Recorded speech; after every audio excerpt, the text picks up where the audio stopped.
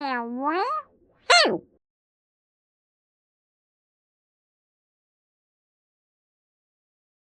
So, I have a question. Have you ever heard some really awkward Republican history? Like, history that is meant to make the current Republican Party sound really, really good, right?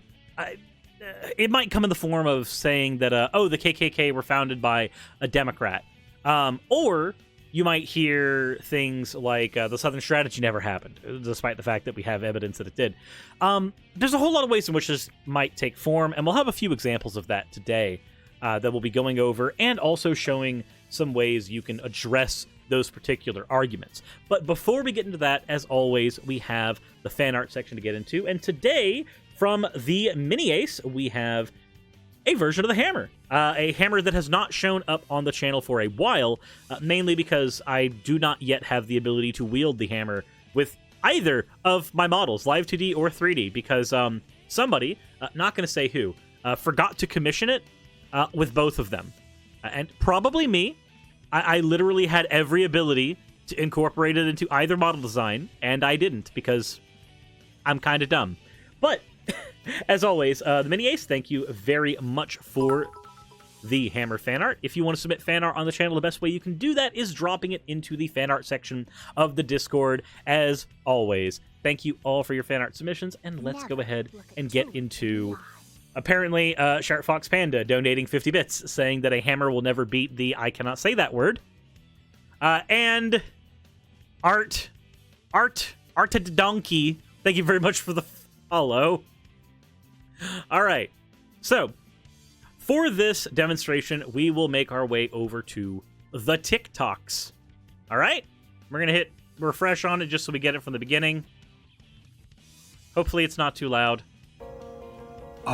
Here we go. Oh, you want proof that the Republican Party was racist? Let's go through the timeline. But you got to stay for the whole thing. 1850. Okay, so we're starting out with the premise that you already believe the Republican Party is racist. So we know that the structure of his argument is going to be a way to undermine that particular premise. Now, the user that we're going over is a TikTok user called Ross DeBoss. He's got 450,000 followers over on TikTok, but if you go over to his YouTube page, much like how my TikTok page has almost nobody and practically everybody's over on the YouTube page, he's only got like 723 subscribers over on YouTube. Now, I'm not doing this to showcase anything in specifically, but just showing that maybe follow on multiple platforms. Wait, what? Why is it? Apparently, it is not showing the video anymore that I was supposed to be on. Please tell me that this is the right one. What's that? You've got a product, but nobody gives a crap. Nope. Though I think his point there, I'm just gonna say that he might be saying that people use LGBTQ imagery to automatically say that people should get products. I'm gonna take a guess here. All right. Apparently, the TikTok website is so bad that when I click forward on something and then click back, it automatically takes me very far away from where I was, and I don't understand why it does that. But I guess we will just have to go find the TikTok itself in all of the links that I set up in preparation. Here we go. Aha! There's now a minute of this video that's completely useless. Oh, you want proof that the Republican Party was racist? Let's go through the timeline. But you got to stay for the whole thing. 1854. Republican Party gets started by Abraham Lincoln for the purpose of ending slavery. Yep. It wasn't actually just the purpose of ending slavery, though. There were some other things that the Republican Party was built to do as well. See, around that time, the Democrats were one of the strongest parties around. And there were several parties that were created for the sole purpose of trying to defeat the Democrats. We had the Whig Party that was made for the purpose of defeating the Democrats. And, of course, we had the Republican Party for the purpose of defeating the Democrats. So it wasn't just for the purpose of ending slavery. It was also a full-on political proposition. Have something that can beat the Democrats at the time. Mind you, the Democratic Party at that time was an incredibly racist and incredibly fucked up institution. It should also be noted that if you're going to try to use Abraham Lincoln as a point against slavery, Abraham Lincoln himself was, in fact, a white supremacist. He said on multiple occasions that if he had the choice between keeping the Union together and keeping slavery, or keeping the Union together and ending slavery, he would choose keeping slavery if that was the option that was available to him. He also made several disparaging remarks about black people and about how white people were, in fact, better than them. So, I wouldn't say this is an anti-racist thing. It was very much a political proposition. But, continue on.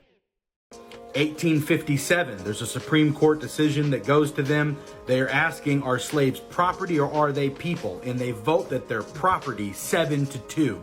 There was 7 Democrats in the Supreme Court and 2 Republicans. Okay, and again, please note that all of this is happening when I've already admitted that the Democrat Party was very fucking racist. This is during that time. So, continue on. Next, you have 1865, where Abraham actually frees the slaves. They get it done. But then... So, Abraham Lincoln didn't fully free the slaves at that point. It was very much a slow-going process that started with the Emancipation Proclamation. Abraham gets assassinated by John Wilkes Booth, a Democrat.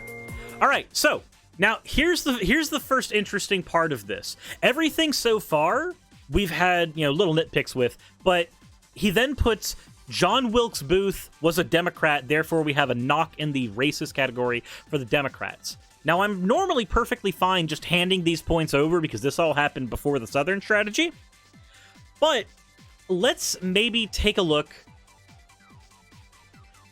Let's maybe take a look at this dude specifically, John Wilkes Booth. Was John Wilkes Booth a Democrat? He was never registered as a Democrat. His family did own slaves, and they wanted to preserve the institution of slavery.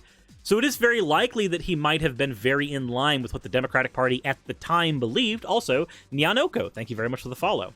But we don't really have a record that he was ever registered as a Democrat, as a voter along those lines at any point. Were he alive today, he probably wouldn't be a Democrat either, because the political philosophy of the Democratic Party right now would not be in line with what John Wilkes Booth believed around the time that he did what he did. But we don't actually have evidence that he was a Democrat. Continuing on. Then, the Andrew Johnson, the vice president of Abraham Lincoln, is a Democrat, takes over, and he opposes a lot of the goals that Abraham Lincoln had. So him with the Democrats opposed the 13th through the 15th amendments that gave blacks the freedom from slavery, the right to be... I'm just going to go ahead and say right now, if you're going to say that gave blacks, I'm just going to go ahead and hold maybe a little issue with language. But, interesting thing here, we're going to talk about Andrew Johnson and the 13th Amendment specifically. I am against the 13th Amendment, but not for the same reason that Johnson would have been against it. So, here's the reason why I'm against the 13th Amendment. The 13th Amendment basically means that you can't own slaves unless they are in a federal prison, which means that slavery is still legal in the United States as long as you're incarcerated first. And our incarceration rates are disproportionately high for African American people in the United States. So, when you take that into consideration, we've still got a fucking problem. So I am against the 13th Amendment in the way it's currently worded. I believe we should probably just abolish the use of prison labor that is non-consensual prison labor, period. But, just throwing that one out there. But again, all this is pre-Southern strategy. We will get into the Southern strategy when we are done with all of this. But please keep in mind that everything he's saying is before 1964, and that's very important to take note of. Be a citizen and the right to vote. So then we move on further. The KKK gets started by a guy named Nathan Forrest, who was a Democrat. Yep. Jim Crow laws. In fact, actually, the third renaissance of the KKK happened an hour away from me. Stone Mountain, which is very close to where I am and a place that I have gone and played Pokemon Go at. I've even hosted an event there in years prior, was the place that the third re-establishment of the KKK happened. Literally, this happened like on my fucking doorstep. So, yes. However, when you make the point that the KKK was founded by the Democrats, the point is not incorrect. The counterpoint to this is to ask, what political party do most people who happen to be in the KKK fall in line with now? Because for the most part, most people in the KKK these days are not Democrats. And if you don't believe me, they're very vocal on places like Twitter, on MagaBook, on Getter. Please, ask people who are openly KKK supporters what political party they affiliate themselves with. It's either going to be Republican or it's going to be some type of right libertarian. But you're not going to find a whole lot of Democrats there anymore. Because, again, the Southern strategy happened. I keep hammering the Southern strategy in. I keep hammering the party switch. We're going to get into that. I have to keep on making sure that I'm reminded myself as well as everything else, because that's going to be after we're done with the TikTok part. Get established by state legislators that were Democrat. Then you've got the first black Republican official that was elected in 1870. The first Democrat elected official was 1935. Yes. So the first Democrat official would have been happening in 1935, which would be around the time, I believe, maybe I'm wrong, I'm believing that was slowly after the New Deal was introduced. This was when the Democrat Party had started to move further towards what we would consider a left-wing side of politics. It basically was almost a power vacuum where voters were concerned at that point in time, and this is where we got a lot of that stuff with the New Deal is concerned. It makes sense that one of our first appointees that would be a person of color in an office of power would coincide with our party slowly shifting itself to the left. I say our party. The Democrats are the closest thing I have here. Let's go back to 1870, though, because you've got the Ku Klux Act that gets started by Republicans to use the military to shut down the KKK. Them and the Republican president, Ulysses S. Grant, are the ones who did all that. All right? Yeah. And, of course, when we're doing this timeline thing, we're still pre-1964. So, let me go ahead and say right now, a lot of this is basically saying that because of the past of the Democratic Party, that influences what they are today. This is true, but not insofar as someone would want to say. When somebody tries to do this little tally method here, they're trying to get you to think that the party now holds to these ideas. If you want to know what the Democratic Party stands for now, or the Democratic Party stands for now, what you want to do is you want to ask a Democratic Party politician now. You want to look at the party platform now. Looking at the history of what they've done over the last few decades really only matters within the last couple of decades, because those are the politicians that are currently in power. Ulysses S. Grant is not in power anymore. He's dead. Abraham Lincoln is not in power anymore. He's dead. These influential figures over the party do not hold sway anymore. They're dead. Look at the politicians that are in power right now. Then you've got Woodrow Wilson, Democrat president, 1915. He resegregates the federal agencies and has a huge screening of this movie called The Klansman, which was renamed The Birth of a Nation, which is an incredibly racist movie about the KKK and all that. So, yep, there you go. Then fast forward 50 years, you've got the 1964 Civil Rights Act that everybody's so proud of. And guess who the majority supporters were? Republicans. The Democrats opposed it and filibustered it and tried to halt it for 75 days before the Republicans could go get some more votes. So, then you've got Lyndon B. Johnson with his war on poverty and wanting the Great Society and all that. And he institutes a system that helps families if there's not an able-bodied male in the house. And who has that hurt in their communities the most? All I'm saying is this: if there was a great switch that happened, it's really hard to tell. There was some stuff that the Republicans have in their closet that's pretty bad, but you notably didn't say any of it in the video. So let's go ahead and say this right now. What he's doing here is a false. It's kind of a false equivalency, right? It's a very soft both sides. When you go, well, the Republicans probably have some bad stuff too, but you're doing an active tally on both ends. This is your visual metaphor, right? This is the thing you're communicating your message with your audience. And you fail to note any of that in your visual, you have a problem. Now, let's see if there's anything else. Compared to the demis. So this was actually a trick. It was a trick. But like all magic tricks, we're about to go behind the veil here. Now, to be fair, what we are going to be reading is from the Washington Post, which is slightly more left-leaning. So, slightly more left insofar as, like, what we have as the left in America.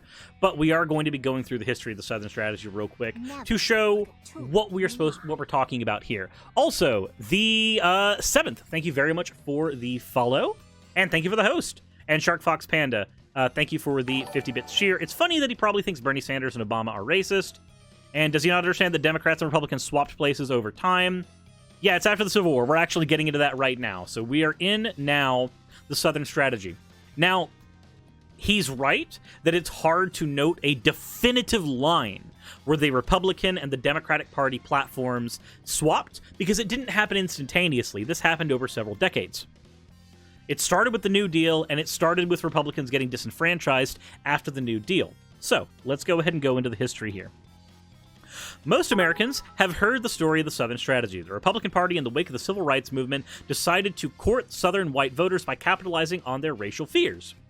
Republican presidential candidate Barry Goldwater first wielded this strategy in 1964, and Richard Nixon perfected it in 1968 and 72, turning the solidly Democratic South into a bastion of Republicanism, which is the brief version of what happened, but it is not entirely accurate. The article is going to go into why, and we'll comment on that as well, because when you think about it, we still have shit like Florida being a swing state. There are a few swing states in the South in general, but by and large, the South is a red area. And when I say red, I mean American red, because for here, somehow red became Republican and blue became Democrat, despite the fact that in other countries, red is left-leaning, because red just fucking means communism. But said he's preferring the doublespeak fallacy. All right. And the Wii U lasted longer than the Confederacy. Not untrue. Not untrue. All right. Now, let's go ahead and go into the rest of the article here. This oversimplified version of the Southern Strategy has a number of problems. It overstates how quickly the party change occurred, limits the strategy solely to racial appeals, and ignores how it evolved to distort our understanding of politics today. In reality, the South swung back and forth in presidential elections for 4 decades following 1964. Moreover, Republicans didn't win the South solely by capitalizing on white racial angst. The decision was but one in a series of decisions the party made, not just on race, but on feminism and religion as well. And so, if you want an example of this right here, let me think of any Republican politician who you are used to hearing a lot. For me, it's going to be Marjorie Taylor Greene, right? She's the one that represents my district, so she's the one that I follow more than anyone else, because this is the woman who supposedly represents me and people where I live. More often than not, you're going to hear from these people that wokeism is the thing that's destroying America right now, or critical race theory is the thing that's destroying America right now, which means that, and also that we are a Christian nation who should be following Christian values. I'm sure if you've listened to a Republican politician in the last 4 years, you've heard every single word I just uttered ad nauseum, demonstrating that, yes, it was not just on racial lines, but also on things like feminism, on things like religion, that have all been our dividing lines in that particular political conflict. Shark Fox Panda says, Trump? Yeah, Trump has done a lot of this as well. But I don't want to talk just about Trump, because there's an idea for a lot of people who haven't been sitting down and studying politics, and again, there's nothing wrong with that. Politics is stupid. Philosophy is stupid, but when you sit down and actually like study these things, you start seeing some patterns. So if you try to say, there's a lot of people who try to push that Trump was the biggest problem of the Republican Party. Trump was the biggest problem we had in the last 4 years. And I agree, Trump is a problem. Duh. I've done several videos on how his ideology is fascist, on how he himself is a problem, how he pushes dangerous ideas and conspiracy theories. But you have to remember, Republican voters willingly voted Trump in, willingly pushed him in the primaries, willingly pushed him through after that point, which means Trump is a symptom. Trump is a symptom of something that we have apparently not properly addressed in the United States. So, continuing on though. The GOP successfully fused ideas about the role of the government in the economy, women's place in society, white evangelical Christianity, and white racial grievance in what became a long Southern strategy that extended well past the days of Goldwater and Nixon. Over the course of 40 years, Republicans fine-tuned their pitch and won the allegiance of Southern whites and other sympathizers nationwide by remaking their party in the Southern white image. Now, remember, when we're saying white, we are not saying white as in white people. We are saying white as in a sociological place in history. The Republican Party, compared to the Democratic Party, is fairly whitewashed in its ideology, not so much in just individual people. A lot of people like to do this with CRT and other things where they boil, when somebody says white here, when they boil it down to meaning there are white people in the party, or there are more white people than black people in the party, or blah, blah, blah, blah. This image conversation is not about individuals or individualism. This is about a sociological concept, which is very, very different. Also, 10 dead bunnies. Wow, 10 dead... Jeez. That's a lot. That's more than you need for a soup. Anyway, thank you very much, 10 Dead Bunnies, for redeeming your points for an... You fucking degenerate. Anyway, continuing on, Goldwater's campaign did launch the Southern strategy, originally called Operation Dixie, by directly and aggressively championing his vote against the 1964 Civil Rights Act. Wow. Isn't that interesting how the Civil Rights Act vote was the last point that our dude bro over here wanted to use in his little argument that the Republicans definitely are not racist and the Democrats definitely are racist? Mind, I think both parties have issues where that's concerned, but we're not going to go into the false equivalence thing. Anywho. But that was his final point here, was about who voted on the Civil Rights Act. The Southern strategy was pushed by somebody who actively voted against it. Just throwing that out there. As a result, the senator won 5 Deep South states, including 87% of the vote in Mississippi. But this blunt appeal may have done more harm than good, because other than his native Arizona, these were the only states Goldwater managed to win.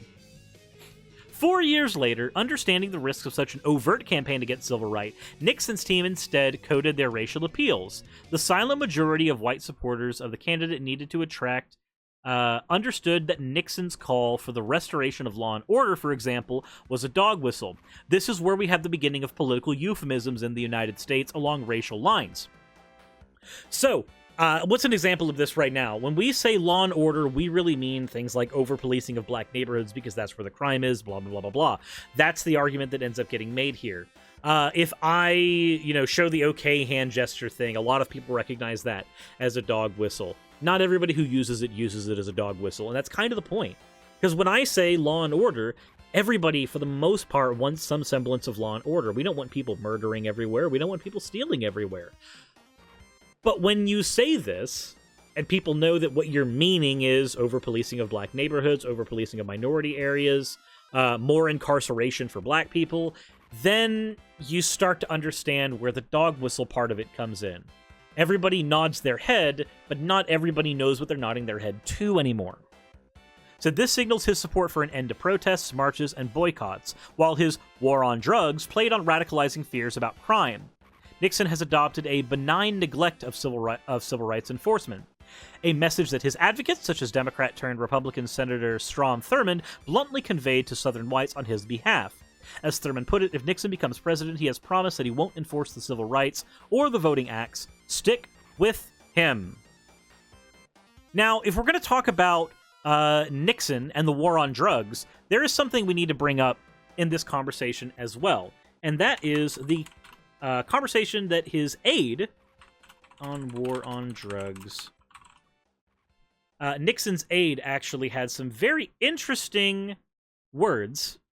And this is from CNN, but it is with direct quotes. So regardless of my feelings on CNN, we're going to use the direct quotes here to showcase how that actually happened. And this is another one of the ways in which things become dog whistles. When people say war on drugs, there's a lot of people who understand that actually we're going to be targeting these on racial lines. So, let's take a look here. The Nixon campaign in 1968 and the Nixon White House after that had two enemies, the anti-war left and black people. Former Nixon policy chief John Erkman told Harper's Warner writer Don Baum for the April cover story published Tuesday, "You understand what I'm saying?" Actually, we'll do this one in the Tristan Taylor voice from Yu-Gi-Oh! The Abridged series, just so you guys know exactly how we're... Like, you know this is a quote, right? Do you understand what I'm saying? We knew we couldn't make it illegal to be either against the war or black, but by getting the public to associate the hippies with marijuana and the blacks with heroin, and then criminalizing both heavily, we could disrupt those communities. We could arrest their leaders, raid their homes, break up their meetings, and vilify them night after night on the evening news. Did we know we were lying about the drugs? Of course we did.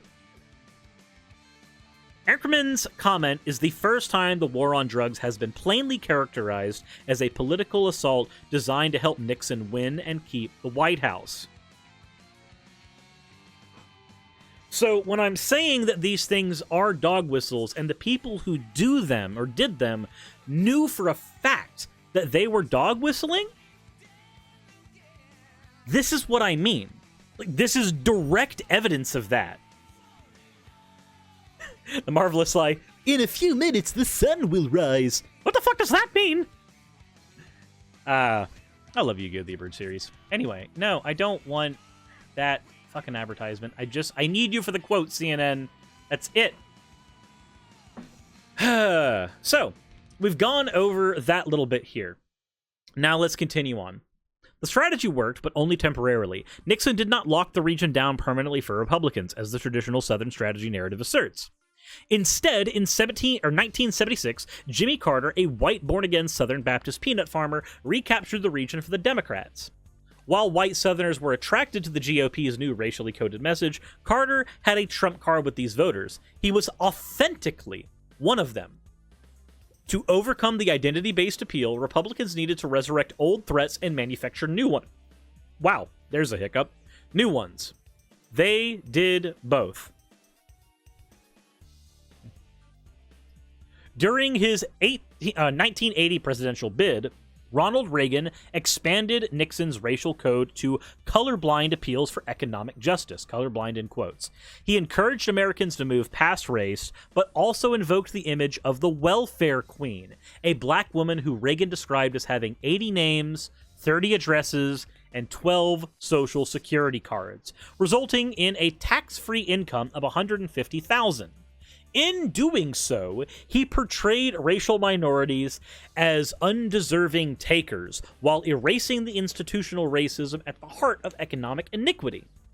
The message to Southern white voters was that African Americans were both to blame for their own standing in society, and that government programs aimed at alleviating racial inequalities would end up disadvantaging white Americans. The GOP also pounced on another emerging wedge issue, provoking anxiety among white Southerners. Both Republicans and Democrats had long supported the Equal Rights Amendment. The 1977 National Women's Conference in Houston organized a push for ratification, featuring former Republican First Lady Betty Ford and Democratic First Lady Rosalind Carter.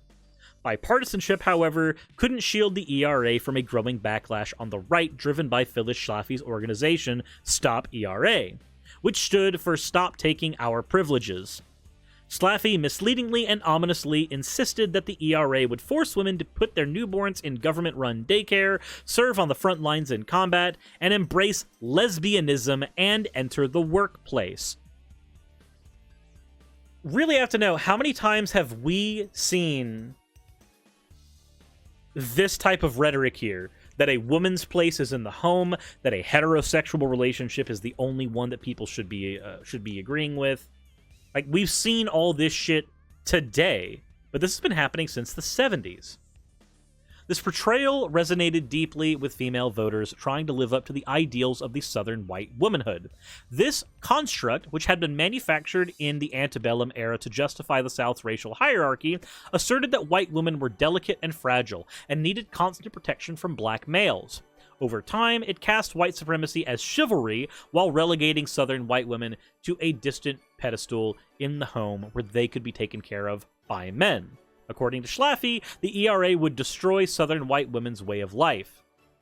This is a way that you can take a type of servanthood, a type of non-consensual BDSM, we'll just call it that, where somebody's basically completely submissive in a relationship, in a power dynamic, and they're expected to be that way by society at large, and then say that, no, this is for protecting you, this is for protecting women, this is for protecting people.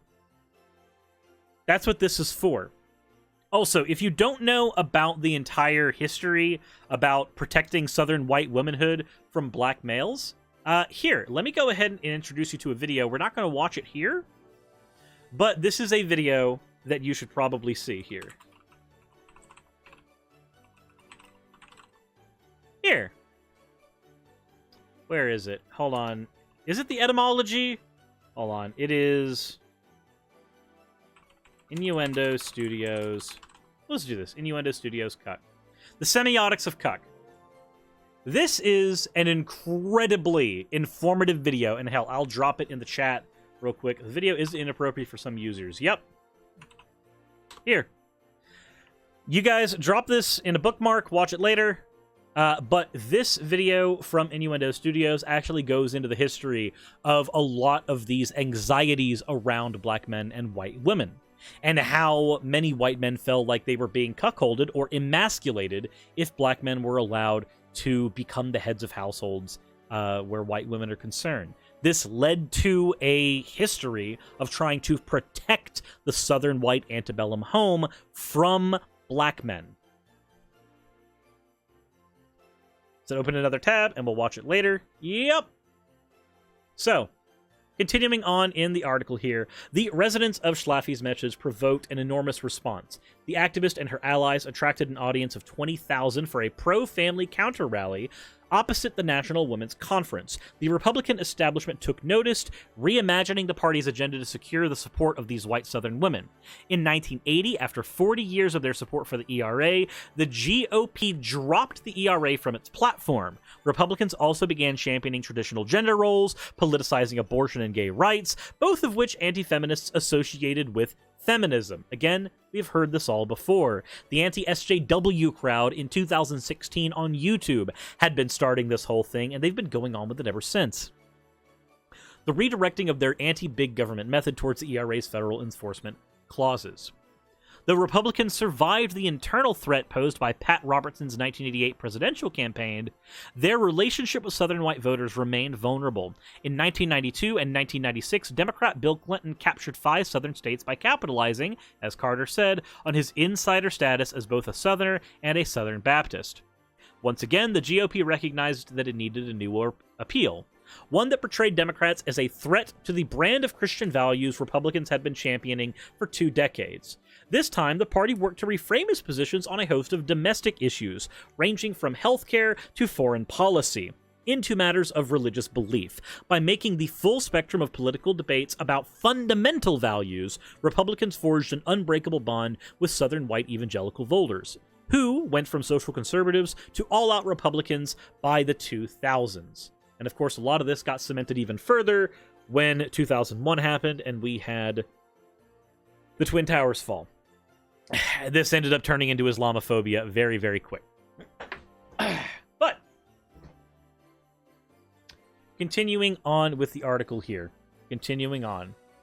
The long Southern strategy had finally come to fruition and is still working today. The GOP's partisan conversion of Southern white evangelicals to is so complete that no longer must a Republican candidate hold authentic religious beliefs to secure their support. Nowhere is this clearer than in Southern evangelical support for Donald Trump. Indeed, only 38% of white evangelicals living in the South identified Trump as a Christian, but 84% of them still voted for him. Similarly, despite the long-standing national gender pay gap, where more women vote for the Democratic Party, or gender gap, not gender pay gap, where more women vote for the Democratic Party than men, Southern white women remain firmly in the Republican camp. In 2016, Hillary Clinton captured support of white women outside the South, 52 to 48. Trump bested her among white women who lived in the South, 64% to 36%. Basically, this is just going into numbers now, showing the end result of the long form of the Southern strategy. So, now that we've gone through all that, what does this say about the message in that original TikTok video? Because the TikTok video basically gave us a condensed version of the Republicanism isn't racist argument. The end result we find is that that's a bit of a smokescreen. Talking about the past, talking about everything pre-1964, pre-Goldwater, does not frame the current version of the Republican Party correctly. Because they have been fighting things over racial lines, they just use euphemisms for those racial lines. And again, those euphemisms have been encoded correctly since Nixon. I say encoded correctly as in they're used and effective, not that they are right. But they've been encoded since Nixon, and they've been ever-changing since then. We also, of course, have all of the other lines that need to be talked about. Well, not need to be talked about. We already talked about them. The lines of feminism, the line on religiosity, and then, of course, the original racial line. To try to say that the Democratic Party is racist now and that the Republican Party is not racist now, based on these scattered facts throughout history, is to not accurately depict both parties the way they operate today. Regardless of your stance on the Democratic Party, regardless on your stance on the Republican Party, I want to at least make it known that when you are discussing these issues and discussing them historically, please do not use the actions of politicians that happened so far before the politicians that are currently in power, and in many cases don't even influence those politicians today, the actions of Lincoln, for example, as your argument going forward about how the political party operates. You need to look at what influenced that political party recently. For the Democrats, look about as far back as the New Deal and start figuring things out from there, because that's influenced the Democratic Party going forward. And for the Republicans, look back at Goldwater and Nixon and see how things have moved since then, because that is effectively when the strategies for these two parties changed and slowly moved them into the right and left of our political spectrum in the United States. So, now that we have gone over all of that, hopefully you guys feel a little more informed. A little bit. Maybe. Hopefully. And again, what these parties represent on a global scale is not the same thing as what they represent on our internal American scale. So yes, sky's the limit. It is probably closer to, say, progressive versus conservative, as opposed to Democrat, or as opposed to left versus right here. But hopefully you guys found that informative. Hopefully you guys enjoyed that little presentation. And as always, everyone, insert end of video tagline here.